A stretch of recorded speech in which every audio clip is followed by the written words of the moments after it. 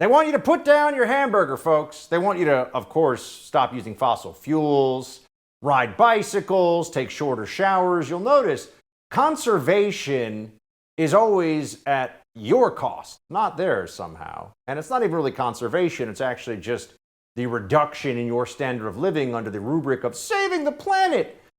The water that you use, the air that you breathe, everything that you buy at the store that you need, all of that they want under their thumb. They want to control things. Well, my friends, here is a reality. They also want to control the burgers that you will eat. CNN headline here: to help save the planet, cut back to a hamburger and a half per week. First of all, I'm just going to throw this out there.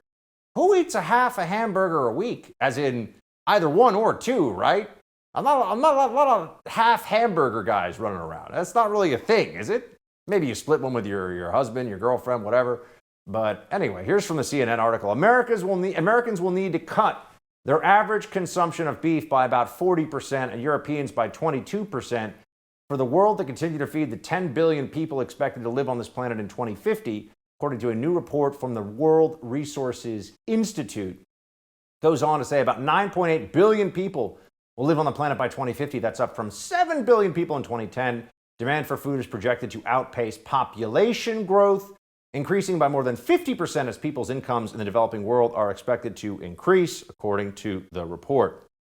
Now, if you're wondering where did this all come from, this notion that we're just going to overpopulate the earth, there'll be too many human beings, and then we'll all run out of food, and so there'll be massive reductions in population because we won't be able to actually handle it. We won't be able to feed the massive population on this planet. It's not a new idea, and it's one that returns in cycles over time. You could even go back to Thomas Malthus. He was an English cleric and a scholar at the turn of the 19th century. He wrote an influential essay that claimed that population growth would eventually outstrip food production, leading to mass starvation. Essentially, you're going to get to a point where there are so many people, you can't feed the people you have no matter what you do, and then you're going to have massive die-off until they get back down to the level that the earth can actually sustain. This might sound right if you could predict the future, if you knew where technology was going, but you can't, and they didn't.